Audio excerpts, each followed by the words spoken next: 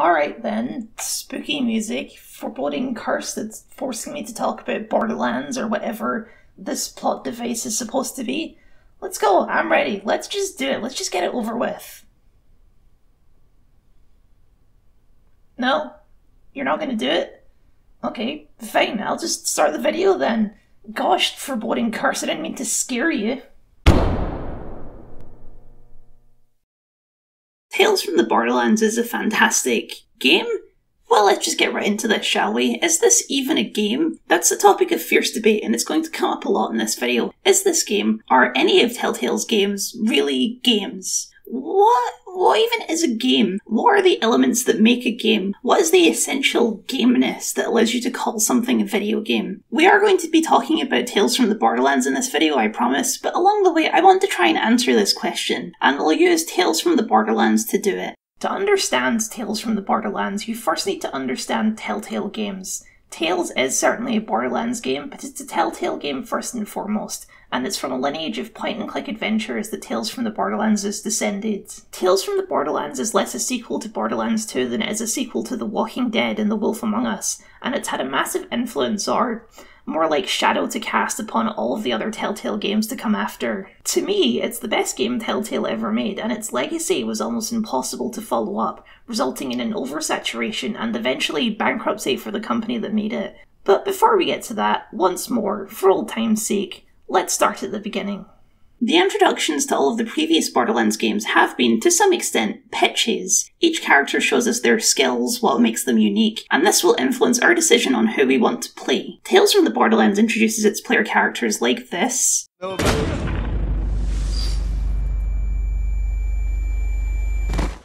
And like this.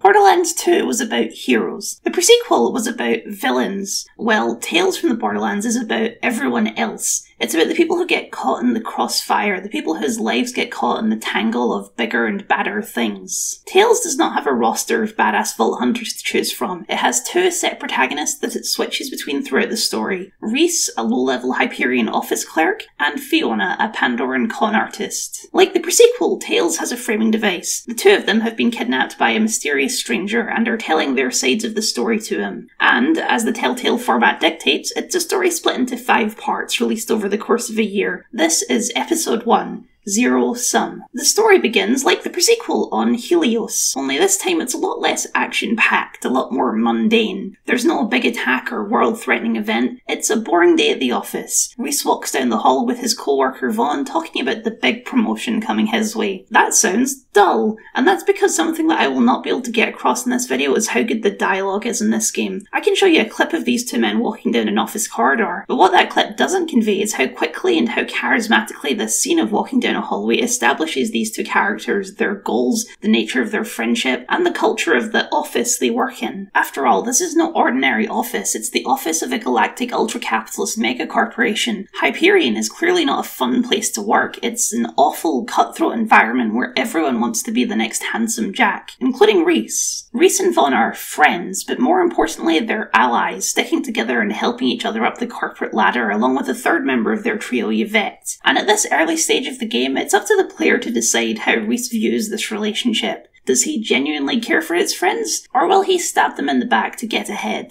When we make it to the boss's office, we see how literal that cutthroat environment is. The man Rhys was meant to meet is gone, replaced by Vasquez, Rhys's corporate rival, who I have to pause right now and point out is voiced fantastically by Patrick Warburton.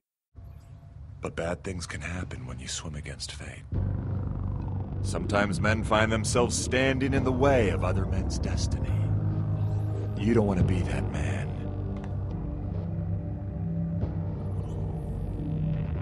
Wow, I could not have timed that better. That really helps dramatically make my point.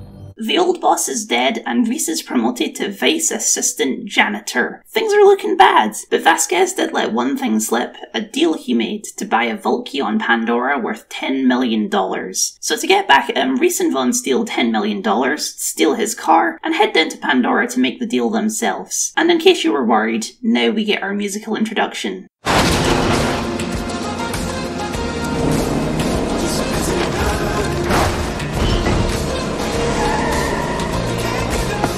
Busy Earning by Jungle is just about the most Borderlands-y song they could have gone with. It harkens back quite a bit to No Rest for the Wicked in that it's about greed and money and capitalism. It's a safe choice, but what a bop though. I don't have much analysis to give on this one, I just love this song.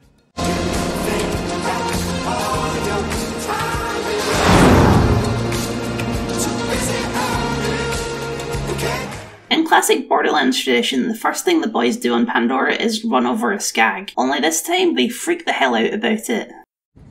Holy freaking crap, what was that? What do we even hit? Why? Oh, I hope that wasn't like a really ugly person. What'd you cross right there? Oh, crap. I think we killed it.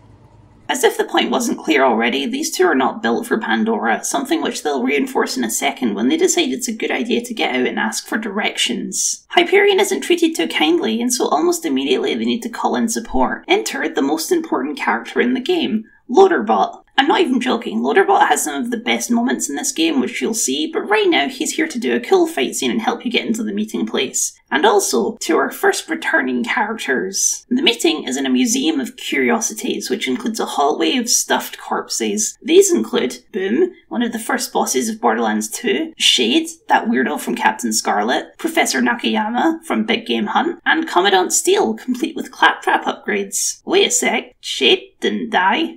Oh no. I can't say I was expecting a jump scare in a Borderlands game, but if anyone was going to do it, it would be Shade. Tales from the Borderlands has a lot of returning characters from the other games who show up, but Shade is probably the most random of the bunch. But the game does let you punch him. Twice, so I'll allow it. He leads you to the meeting room where you're going to buy a vault key from a guy called August and his partner, Sasha, and we'll get back to this later because now that we're here, we've seen all the gameplay that Tales from the Borderlands has to offer and we can start to dissect it a little. Telltale games have been around for a long time, but the modern conception of what a Telltale game is starts in 2012 with The Walking Dead, which I've never actually played because I don't like the zombies, but I've played plenty of others so I can talk with authority. A Telltale game can be split into 3 distinct parts. Part 1, dialogue scenes. These generally involve the character you're controlling talking to another character or characters, but usually these scenes are one-on-one. The NPC will say their line and you'll be given a radial menu with 3 options and the option of silence along with a short timer. If you don't pick anything, the game defaults to silence. This is our office corridor scene. Part 2, exploration scenes. You're given control of a character in a small space to walk around with things to click on. There's usually a key thing that you're supposed to be doing, like solving a puzzle or finding some particular item. This is our museum scene. Part 3, action scenes. These are QuickTime events. A cutscene plays out and you have to match the button prompts as they appear on screen, else the QuickTime event will fail and you'll most likely die. This is our Loaderbot scene. These 3 parts are not mutually exclusive and they're often intertwined. You can have dialogue while in an exploration scene and a dialogue scene can quickly turn into an action scene, but these are generally the core elements. An average episode of a Telltale game looks like this. 60% dialogue scenes, 30% exploration scenes, and 10% action scenes. So, in answer to the question at the top of the video,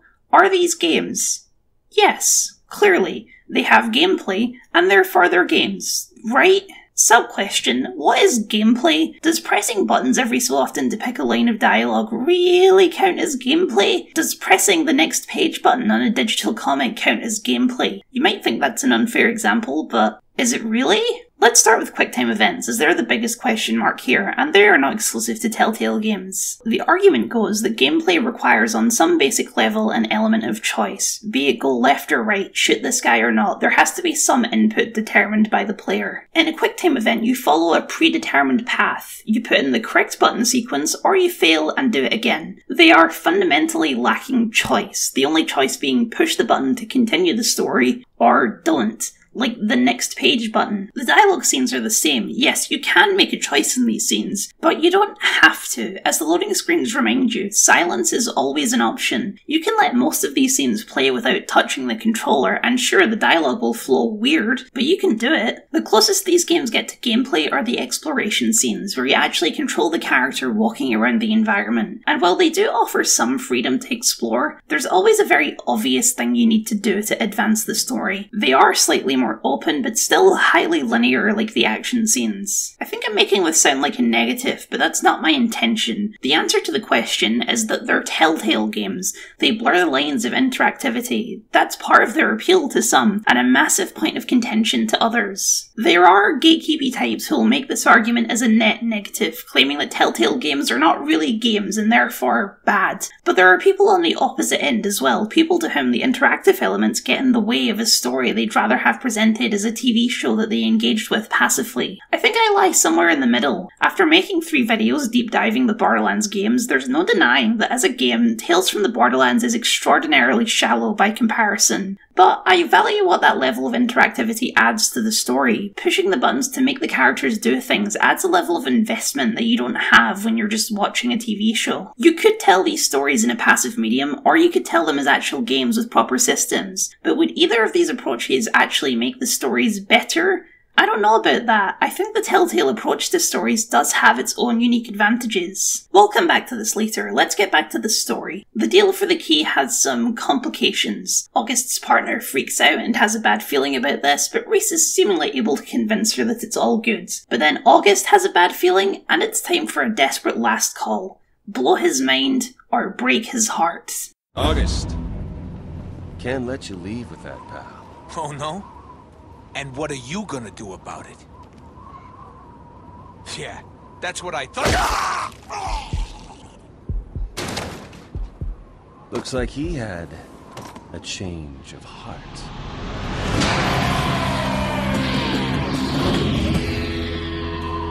What a steaming load of skag crap.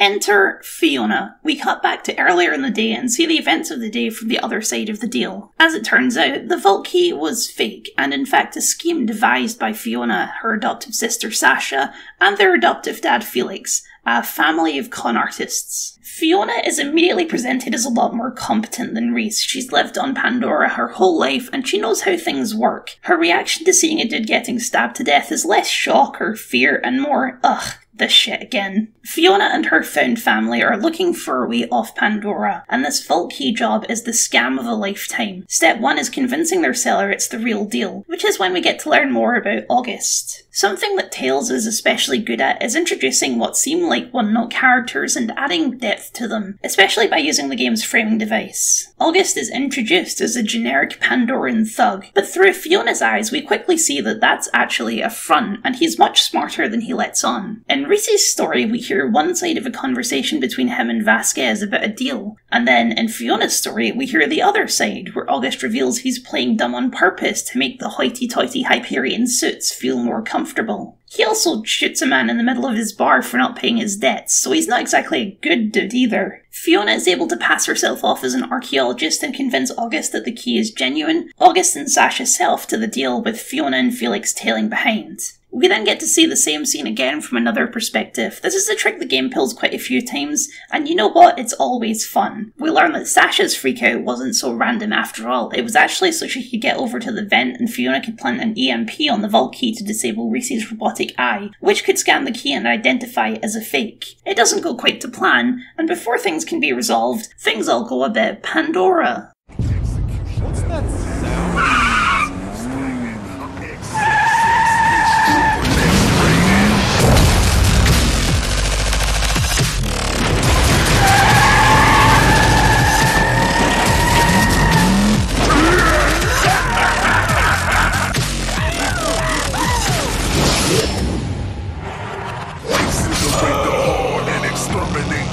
Now, Bossa Nova, you know what I'm searching for. Tell me where it is. This might seem like an extremely random thing to happen in the middle of this con job, but that's kind of why I love it. This is Pandora. Chaos and complications are to be expected. The fact that Zero chasing this bandit boss has nothing to do with the vault key con job just reinforces how insignificant our characters are compared to the protagonists of old. Whatever Zero is up to, it's clearly way more intense and way more dramatic than this con job. But Bossa Nova snatches up the briefcase of money and our characters end up tangled up in the middle of it. The two teams are forced forced to work together in order to find the money and track it down. The briefcase has a tracking device in it, but the boys have had their IDs blacklisted. Luckily, they picked up Nakayama's ID drive back at the museum, and Rhys can upload it to his cybernetics to use his access. He jams that sucker in and immediately falls unconscious. The rest of the team track the case down to a good old-fashioned Pandora death rally. In the process of getting in, the team split up. Felix stays behind with the getaway car, Rhys ends up with Sasha, and Fiona with Vaughn for a nice little partner swap. Rhys and Sasha sneak in underground, and Fiona and Vaughn end up talking their way in through the front door by posing as racers. What follows is a chaotic dual character action sequence with the camera cutting back and forth following whoever's in the thick of it, eventually ending with the case flying right into the hands of a suddenly waiting Felix. Felix was planning to take all the money for himself and run, but there's a bomb in the case which Fiona can choose to warn him about or not. Or shoot him. Zero kills the boss, the bandits clear out, and the gang are left to pick through the mess, along the way making an unexpected discovery, an old Atlas base full of vintage tech, and a weird hexagon. Rhys and Fiona each take a piece, and they fit together to make a map of the planet, and then a ghost pops up to say hello. So she's the crazy outfit. Is that a map? I don't know. It's so confusing. This, ladies and gentlemen, is the Gortys Project. And it's gonna lead us to a vault. And then I'll probably kill you.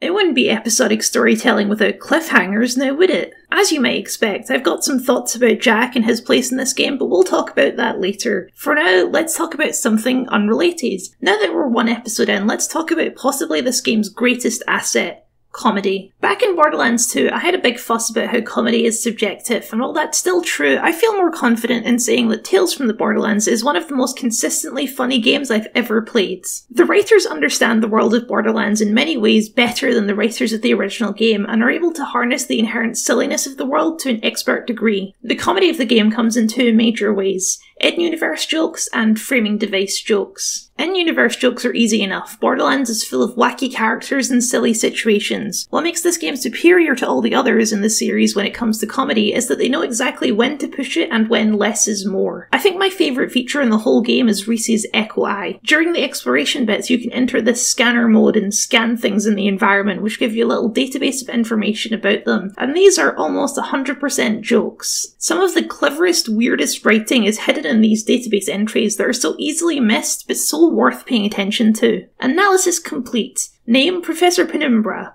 Hometown Oasis. Height 5'10". Weight 143 pounds. Current status stuffed and mounted. Cause of death stabbing. Last words? What are you gonna do? Stab me? The game is so playful with the iconography of the series, and even though it amps up the comedy, it somehow makes Borderlands feel more real than it ever has, by including tiny details like the deadly poison plant that tastes like cotton candy. The game also uses its framing device to a masterful degree. When Athena was the narrator of the story, she was highly accurate and meticulous. Rhys and Fiona are both highly unreliable, prone to lying and exaggeration. And with this framing device, the game can often take brief moments to be completely absurd in a way that makes perfect sense. We calmly discussed the terms of a temporary alliance. Oh, you are a delight. But on to business. I propose that we form an alliance for the return of the funds. Capital. Whoa, really? Is that what you're going with? Because I remember it a little differently.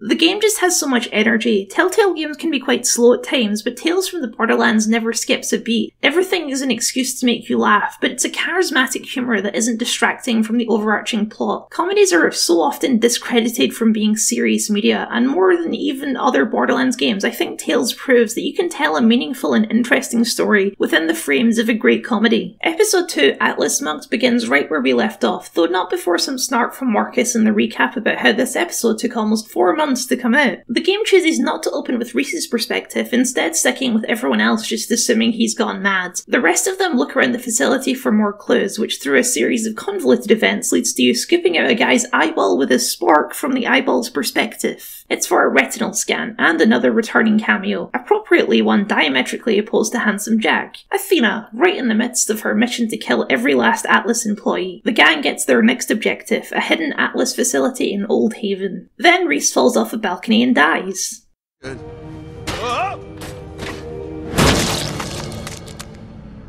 Wait, what?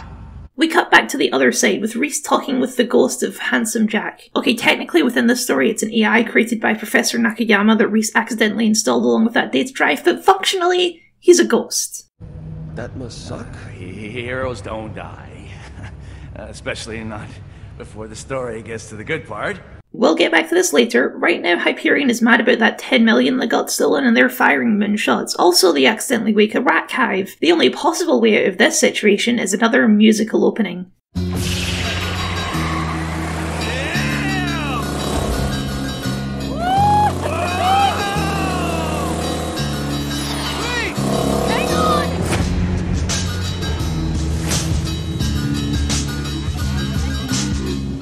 Oh, that's right, we're getting an intro to every episode, and they're all friggin' bangers, let me tell you. Sasha and Fiona manage to hold on to the remains of the caravan, but Rhys and Vaughn end up stranded in the desert. The two of them wander a bit. Vaughn reveals that he's actually having a great time with all this nearly being killed business, and you have the option to tell him about Handsome Jack's ghost, or keep it a secret. They don't have to worry about being stranded for long though, because Vasquez shows up to finish them off permanently, though he needs Rhys's body for something in his head. Jack upgrades Rhys's cybernetics to help him survive, and then good old Loaderbot swoops in to save the day. The boys can either go directly to Old Haven and continue the search, or swing by Hollow Point to pick up the girls, which is another thing I'm going to put a pin in for later. The girls are having their own tough times back in Hollow Point. They need to get the caravan fixed, and obviously the only mechanic in town is our old friend Scooter. Fiona cons him into fixing the caravan for free by posing as racers from the Pandoran death race in need of a sponsor. Then they head home to hide out, since apparently the bounties on their heads just went up by a lot.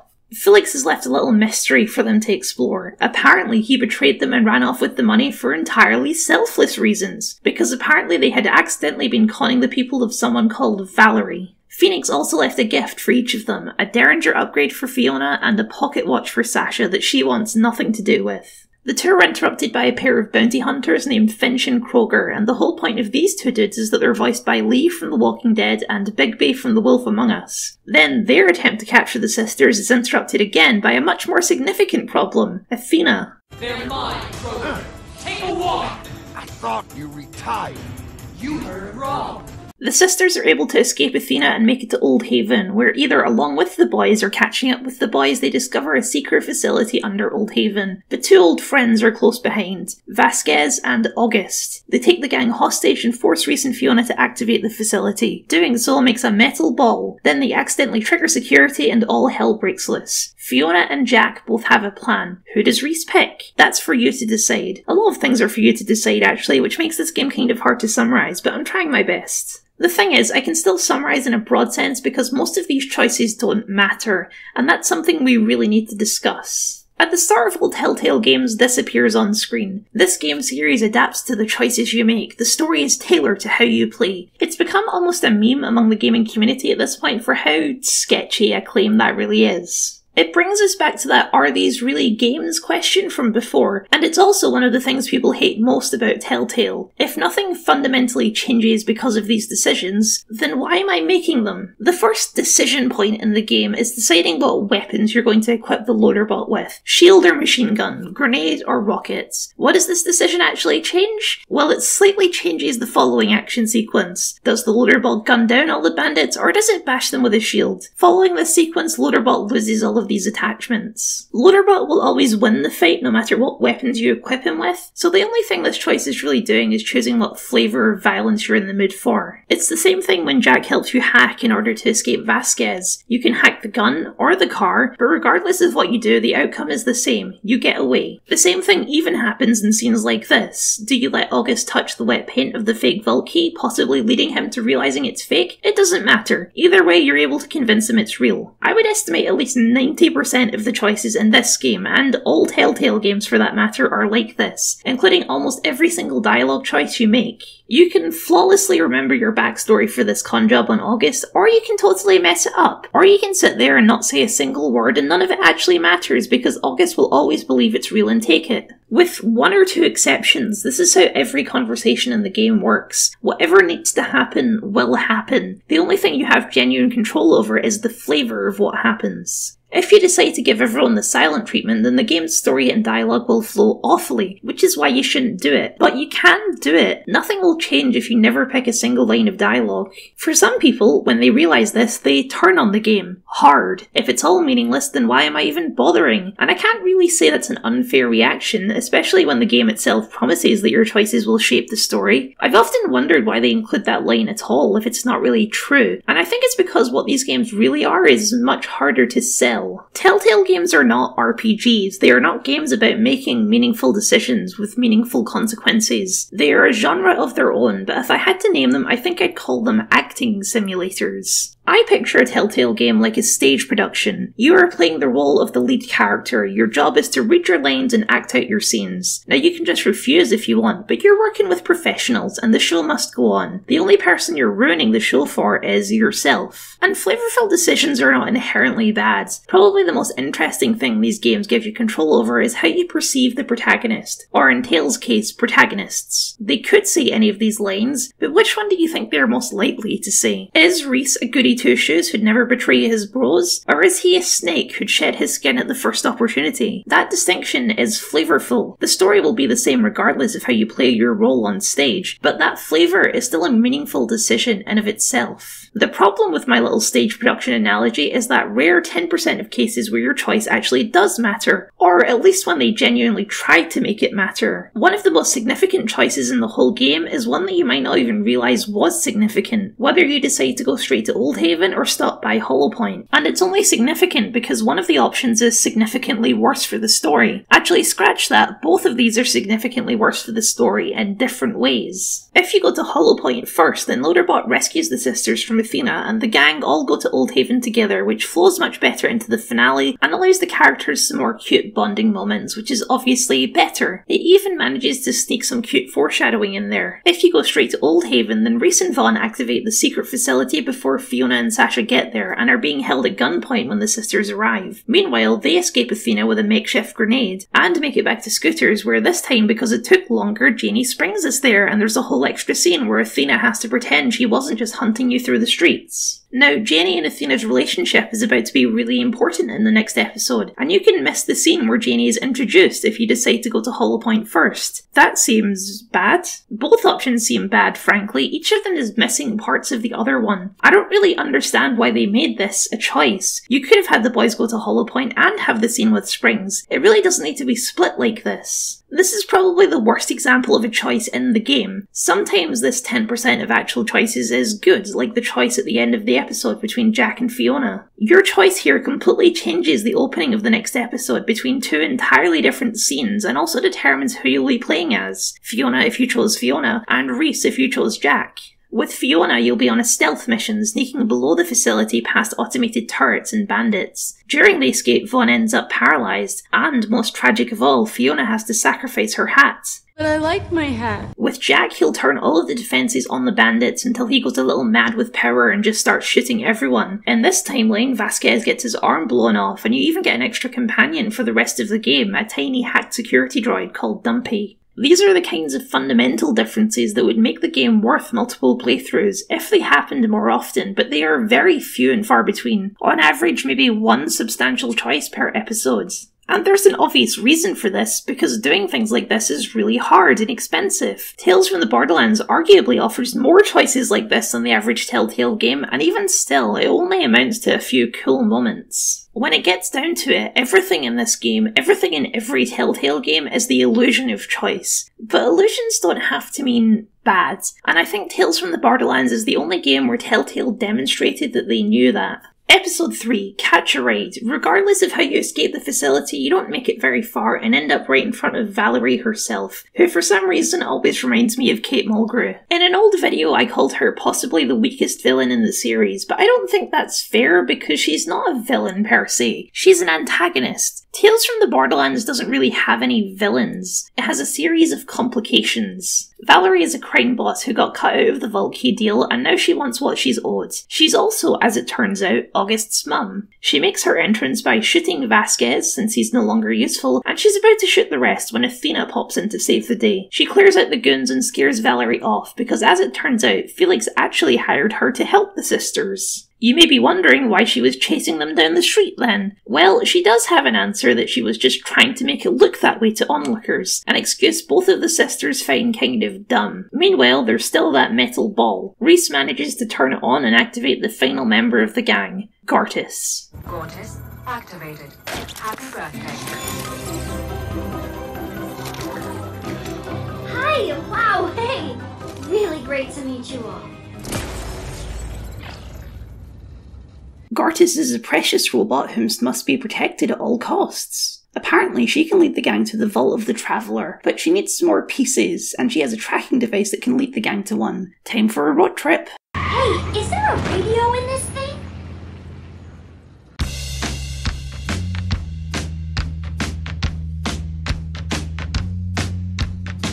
Don't try to tell me that my intentions are untrue. My eyes like butterflies, you caught them and they're open wide.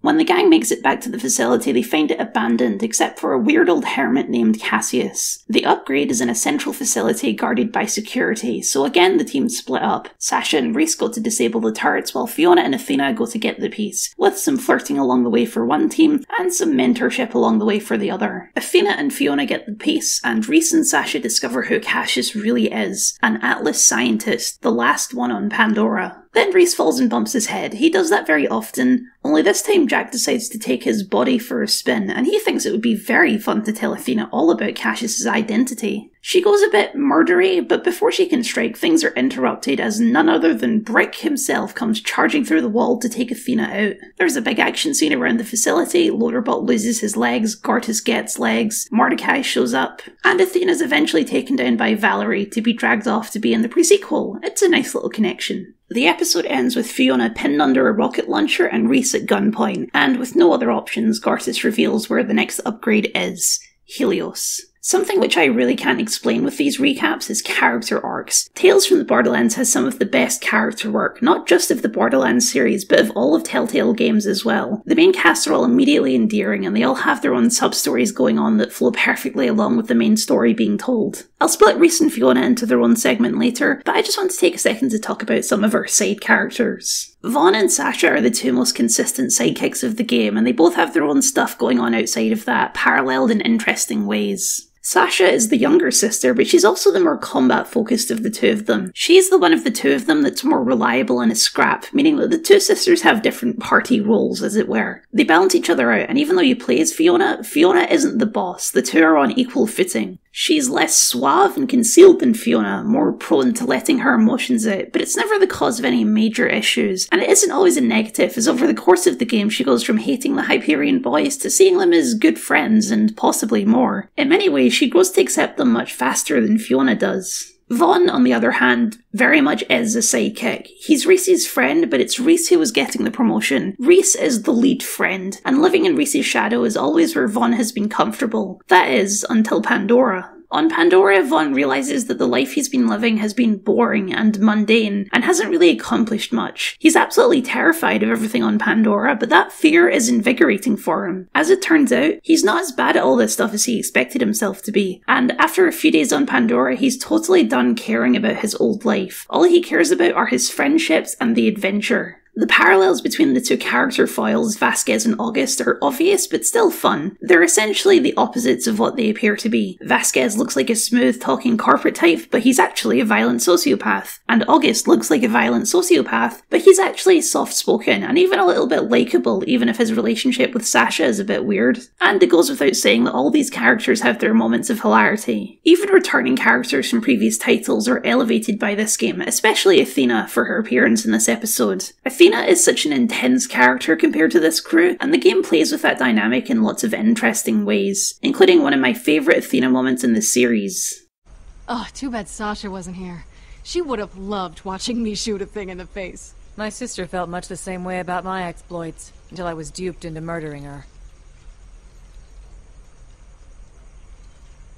You are so bad at conversation. I knew it was weird the moment I said it. You're like the worst at it. Sorry about that. Her mentorship relationship with Fiona is in direct contrast to Jack's relationship with Rhys, which we'll get to later. But she has her own drama going on too. Janie wants her to retire and settle down, live a normal, safer life, and Athena keeps telling her one last job, even to herself. But at the end of the day, it's clear that she loves doing this stuff too much to quit, and she ends up proving Janie correct after all. The game is full of funny moments, but at the same time, it's also full of genuine, emotionally impactful moments. It strikes the Borderlands balance flawlessly, the humour and light-hearted moments serving to give these genuine moments more weight. And we're sure going to get plenty more of those in Episode 4. Speaking of which, Episode 4, Escape Plan Bravo. It's time for a trip to space. Valerie recruits the crew to get the last piece of Gartus for her, so the crew put together a plan. Jack reveals that the last piece is in his office, so the team will need a few things to prepare. A spaceship, and some disguises. One disguise in particular, Vasquez. So, Rhys heads back to Old Haven to collect his body, and the sisters head to Hollow Point to commission Scooter to make their caravan space-worthy. Depending on how you treated Cassius in the last episode, Vaughn is either hiding out with him or taken captive alongside Rhys's leverage. Either way, he's not coming. Rhys acquires Vasquez's, face, and the girls convince Scooter and Janie to help build the rocket, with the added condition that Scooter's coming along too. Seems about time for another musical intro.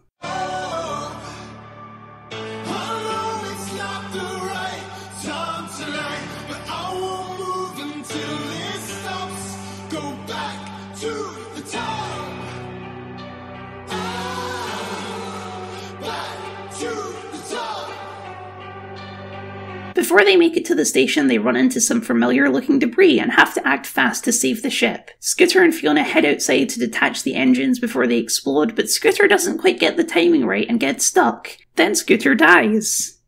Oh. Wait, what? They can do that? Scooter, character since the first game, guy who runs all the vehicle stations, they're allowed to just kill him off in this game? Oh.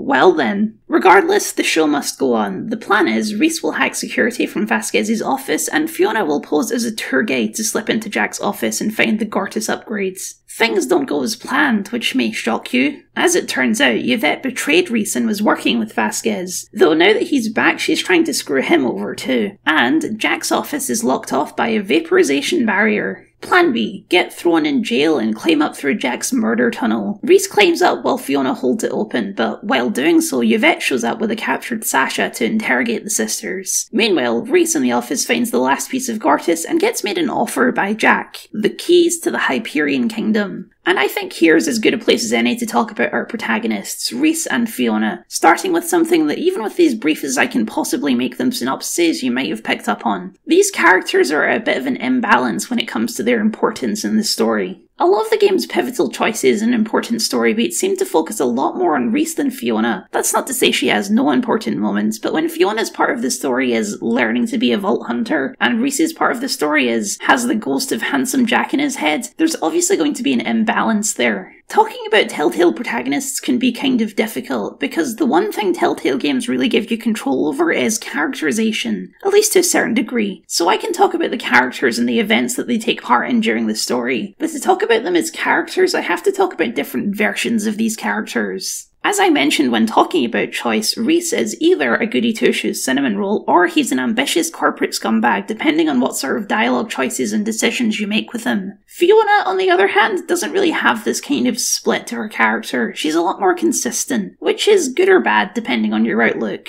Why does this game have two protagonists anyway? Two protagonists must have made this game significantly harder to write, so why did they do it? What does it add to the story? Well, I think it's about perspectives. On a meta level, Tales from the Borderlands is a story about telling a story, and the idea behind the game seems to be the phrase, two sides to every story. There's a lot of context that these characters never knew. Fiona doesn't learn about Jack until very late in the story. Rhys never gets a full understanding of Felix and his plans. More than that, these characters have very different backgrounds and very different ideas of how things work and what success looks like. I don't think Fiona being less dynamic or important is necessarily a problem because of this. Of the two protagonists, she is the much more normal one. She's a grounding element. While Rhys is dealing with crazy stuff, Fiona is always there to make sure the job still gets done and everyone gets out of it okay. She's more reliable reliable than he is, and her being a more stable character is what allows Rhys to be more dynamic. The thing I love about dialogue choices in games like this is that in a way all of them are canon. These are the thoughts of the characters, these are the things he could say, and all of them would be in character. So even if you don't play Rhys as a snake, the snake is always in there. Rhys is a very easily likeable character. He's awkward, he's sarcastic, he's a little bit incompetent, but there's a darkness in him that makes him fascinating. After all, he idolised handsome Jack, and something that I find so darkly interesting about this character is that he absolutely has it in him to be just like him. He doesn't have the charisma or the talent of Jack, but with Rhys you have several options to be seriously slimy. You can sell out Vaughn to Vasquez, you can let handsome Jack into a security system, you can have him forsake his friends and partner with Jack to rule Hyperion. He's not a sadist like Jack, but he is a rat who'll sell anyone out to get ahead.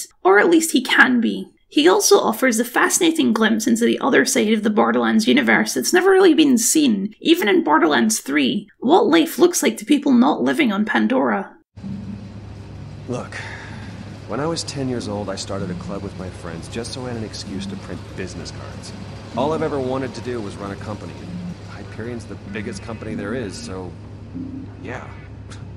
Well, that's the saddest thing I've ever heard. The corporate nightmare of the Borderlands universe is one where kids make business cards for fun. This is a joke, but it's also so deeply depressing. I also want to talk about Rhys's design, because it's awful. And by that I mean it's intentionally awful. He has this weird vest thing and mismatched stripy trousers and this awful square tie that's tucked into his trousers. He looks terrible, and that's the point. It's this hyper-futuristic office wear that's perfectly in line with Hyperion's office aesthetic. It looks futuristic, but also incredibly mundane at the same time, and somehow they managed to make a robot arm look boring. I have no idea how they managed that, but it's perfect. I love the contrast between what he's wearing in the flashbacks versus what he's wearing in the present day with his slicked back hair and snazzy black suit. He looks so much better, and that too is reflective of his journey across the game. For better or for worse, he stops being a lackey and starts being himself. Fiona, on the other hand, looks much classier to begin with, and other than a palette swap, there isn't much of a difference between her flashback look and her present day look, reflective of the fact that she's a more consistent character throughout. The story's about to catch up to the present day, but we've got a little bit to go yet. We're at the final episode, The Vault of the Traveller. Regardless of your choice in the previous episode, Jack will eventually reveal his plan to turn Rhys into a walking skin suit for a robotic skeleton that he's going to take over, so you have to escape. He also plugs himself into Helios and gains full control of the station. He locks everyone inside and has everyone hunting down Rhys. The sisters and Gortys are able to escape from Yvette and try making it back to the ship. However, when they get there, Finch, Kroger and August start their fully expected betrayal. They take Gortys and the upgrade away in the ship, but before they can leave, August's conscience gets the better of him and he double-crosses the double-cross. Kroger, Fiona and Loaderbot end up stranded on the station while the rest are on the ship back home. Loaderbot gets Fiona to an escape pod and has her promise to save Gortys, then rushes off to find Rhys, who's having some slightly larger problems. Jack had everything locked down, so in order to get rid of him, Rhys decides he has to destroy the station's power core. He can choose to bring Yvette along or not, it doesn't affect too much, but if you leave her she'll definitely die because destroying the power core means that the station will lose its orbit and crash into Pandora. Loaderbot helps Rhys escape by sacrificing himself, and we finally get to my second favourite intro in the series, like I told you we would. Loaderbot, no! No! No! In a world you've grown, few more years to go. Don't let the hurdle fall. So be the girl you loved. Retrograde by James Blake is one of the least Borderlands-y songs they could have picked, and yet it fits the scene so perfectly. Both of the characters are at their lowest point. Fiona's sister was taken, Rhys may or may not have betrayed them, she's ready for war. Rhys just unleashed a monster onto the galaxy and took down an entire space station that will likely kill thousands of people, and to top it off he just watched Loaderbot get shot to death. The slow melody of the song captures the emotion of the scene perfectly. Then those heavy synths come in as the station starts to crumble. Darkness of the dawn, and your friends are gone, and your friends won't come, so It gives me chills every time. Things have escalated more than I ever would have thought possible for this side game by a different developer. We've gone from shady backroom deals to completely destroying the setting of the previous game. I haven't had much to say about most of the intros of these individual episodes other than to point out how much they slap, but this one is one of the most perfect uses of a piece of music I've ever seen in a game, and this is the part where I reveal it's my number 2 on a technicality. I love this one best in my heart. Fiona wakes up on a smoky cliff face. There's some kind of giant monster fight happening in the fog. She finds the caravan and everyone's unconscious. Then she sees Valerie shooting rockets at Gartus, now gigantic and fighting a monster. The monster crushes Valerie and Gartus asks Fiona to pick up the rocket launcher. Gartus's beacon is keeping the monster here and Fiona needs to destroy it. Fiona can't make the shot, but Sasha appears to help her and together they're able to shut it down. Meanwhile, Rhys crashed next to Jack's office. He's quiet now, defeated, and he almost seems at peace with that. Then he uploads himself back into Rhys's consciousness and attempts to strangle him to death. Rhys is forced to rip off his arm, but to truly kill Jack, he needs to get rid of all of his cybernetics, which he does, or rather you do, in graphic detail, as Jack switches from anger to begging for his life. There's nothing. There's absolutely nothing there. Don't do this. I win, Jack. It's over.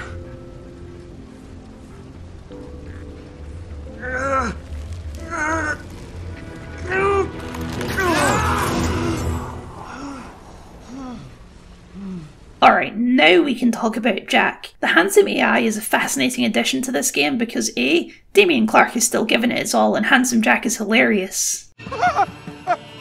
You're the only one running, pal. I can fly! But also because this version of Jack is Jack at his most pure. I think over the course of the series I've talked enough about Jack to last a lifetime, but here, after his death, he's lost all his pretenses. His daughter is gone, his power is gone, his noble intentions are gone, and the most striking thing about that is, with all of his luster gone, he's just kind of pathetic. Outside of a few glimmers, there's no humanity left in Jack at this point. He's just violence and sarcasm. He doesn't care about anything other than revenge and survival, which becomes clearer and clearer as the game goes on. Jack spends the whole game trying to manipulate Rhys. He doesn't care about Rhys at all, but he pretends he does, and it's up to the player if Rhys is convinced or not. Manipulation is the only tool Jack's got, and so he tries to appeal to Rhys in the only way he knows how. I'll help you become king. I'll help you slaughter all those who stand in your way. Just give me some power to help you. Of course, as soon as he gets any sort of power, like control of the security or Rhys's body, he instantly abuses that power because he just can't help himself. This version of Jack is still funny and charming, and he adds one of my favourite little touches to the game in that he updates the Echo Eye database with the Jackopedia, where instead it lists a bunch of facts written from Jack's perspective. But mostly this version of Jack is just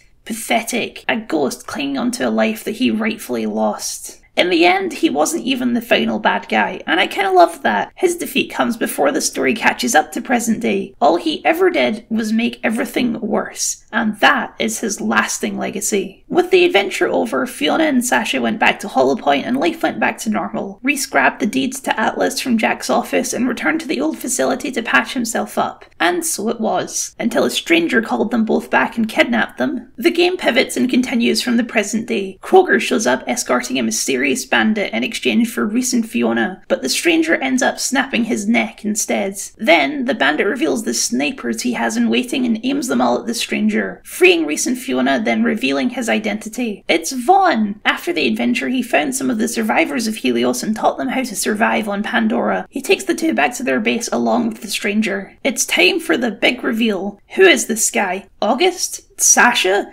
Could it be Jack again? There's only one person it could be after all of this. I was there. I was there when Gortys was destroyed.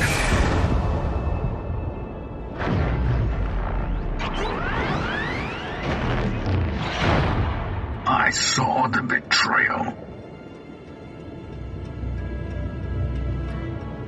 I saw it, but I could not believe it.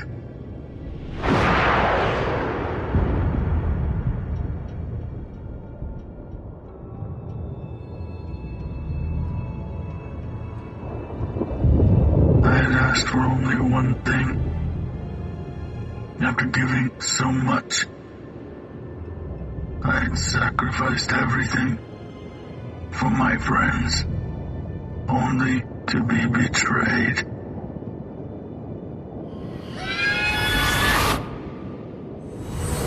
You asked earlier who I am. The answer is simple. I am your friend. I told you he was the most important character in the game. I love this twist so much. It's one of those twists that's so obvious when you look back on it, and yet the idea of it never occurs to you while you're playing. I mean, like I noted, it's foreshadowed all the way back in episode 2. The image of his big robot eye under the mask is so silly, and yet somehow so heartbreaking, because throughout the whole game, Loaderbot is just unfalteringly loyal to the gang. He gets his legs pried off, he gets shot hundreds of times, he helps them escape dozens of times, and he never asks for anything in return. It's so easy to start seeing him as just a really useful tool. Oh, Loaderbot. Could you use a hand here, old amigo? My human needs me. His friendship with Gortys is instantly believable, and yet so rarely shown to the player, because to Fiona and Rhys it wasn't an important part of the story. There was a secret third perspective all along, the abused assistant. Loaderbot was introduced as a throwaway solution to a combat encounter, but this twist works because the game manages to make this random default Borderlands 2 enemy so incredibly endearing. Oh, cool! You've got another robot! It's very nice to meet you. How is your day going? It's a mixed bag. I think in any other franchise this twist would be silly, but Borderlands is inherently silly already, and in that silly framework, this twist is fantastic. Loaderbot wanted to hear their story, and now that he's convinced, he tells them his plan to save Gortys. They need to defeat the Traveller, and to do that they'll need a team. You can pick from a list of all your friends and allies from throughout the game who are available or not based on your choices throughout, though I'm fairly sure the game contrives to make sure you always have at least 3 available. You can even hire a mystery vault hunter if you have the cash, and you don't get much more legendary than this guy, let me tell you. What happened to the vault hunter you were supposed to bring? Right. Okay. About that? Whoa! I can't believe you crossed Helios! Team 1 will help Gortys fight the Traveller while Sasha and Fiona get inside to destroy the teleportation gland. Then Vaughn can finish it off with the Helios moonshot. Along the way it becomes a Power Rangers fight scene. Sasha ends up sacrificing herself to destroy the gland, and there's an absolutely heartbreaking death scene.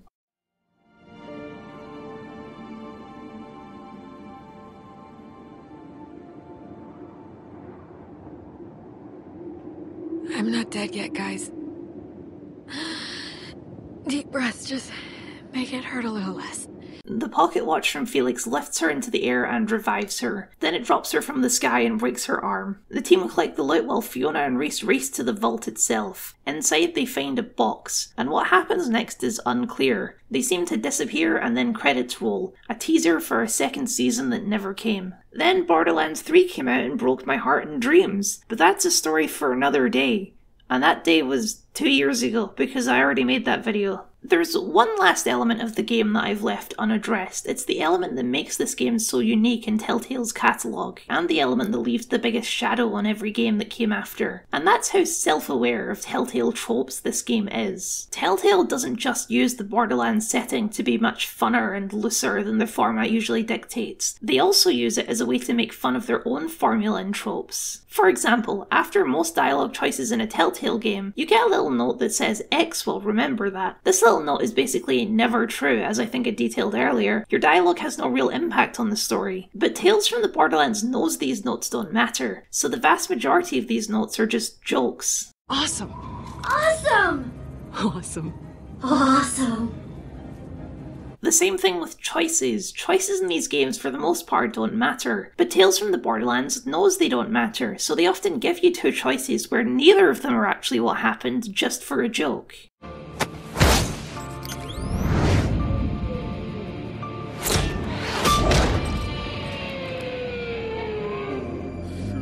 Heads up.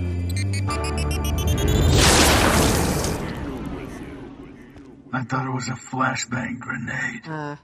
It is. That's not how it works. Or QuickTime events. There's only one scene we need to point to when we're talking about how this game views QuickTime events. The shootout.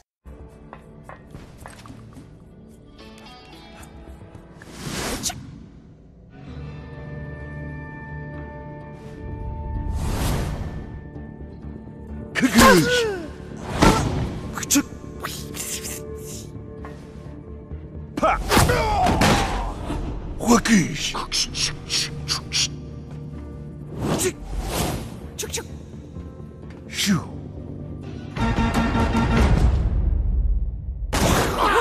just gonna let this entire scene play, I don't even care.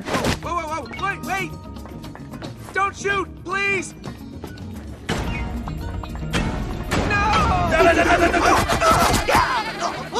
Shoosh!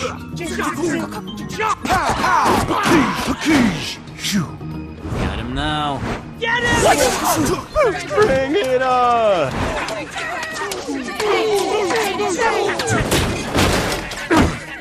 Want some of this? Batter up, bitches!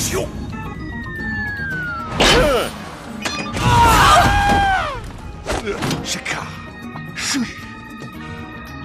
Shoo! Shoo!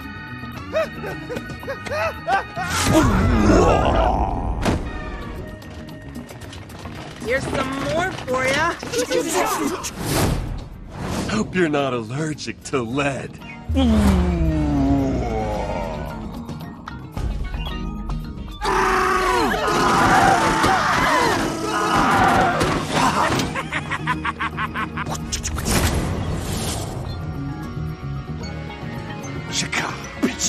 He's out of bullets!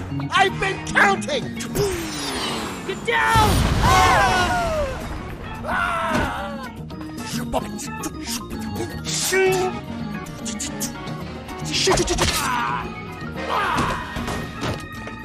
This is it!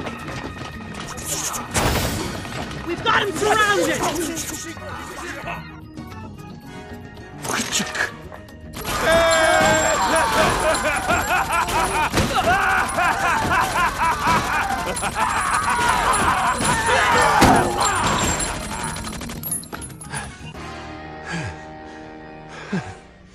The shootout is a mockery of the very idea of a QuickTime event, and let me be clear, it's a very funny joke, but it also overshadows all the other QuickTime events Telltale does after this. After all, there's fundamentally no difference between this, and that's the shadow cast by this game. Tales from the Borderlands pulls back the curtain and makes fun of the things going on behind the stage, but that's a trick you can only pull once. After you've shown everyone how the illusion works, how do you go back to treating the illusion with sincerity? Tales can be directly contrasted with the game it was running concurrently with, Telltale's Game of Thrones, a deathly serious title which treats all of these Telltale tropes with complete sincerity. And that game is just fine, it's got some good moments, but it's just a Telltale game, and every Telltale game that came after was just a Telltale game. Minecraft Story Mode, Batman, Guardians of the Galaxy, The Walking Dead Seasons 2 and 3. I haven't played all of these games, but I already know that they're all the same. Groot will remember that. Your actions have consequences. The same old Telltale things, and it's hard to go back to that when they've already broken the illusion. I'm not saying you can draw a direct line from this game to Telltale's bankruptcy. I think oversaturation had a lot to do with it too. I just think it's interesting that the third game they made in this format would be the one to so completely break the mold, only for them to go back to using the same mold again afterwards. Telltale is back. They recently released a trailer for the long-awaited Wolf Among Us 2, and I'm very curious to see what they do with it. Will they stick to the mold once again, now that even other studios have been doing more interesting things with it? Or will they do something completely new and groundbreaking with it? Only time will tell. As far as Tales from the Borderlands goes, some of the writers of Borderlands 3 have expressed interest in doing another season, but personally I really hope they don't. Borderlands 3 didn't understand these characters, which is one of the most heartbreaking things about it. Vaughn went from the shy, nerdy type who realised he could flourish in the rough environment of Pandora, to a muscle-bound bandit weirdo running around in his underwear, and the darkness that made Rhys interesting is totally gone. I would love more Tales from the Borderlands, but I lack the confidence that anyone could do it properly. Tales from the Borderlands doesn't need a second season. Even with a cliffhanger ending, it stands alone perfectly as a shining beacon of both Telltale games and the Borderlands series, bringing the best of both worlds. It's a glorious mutant.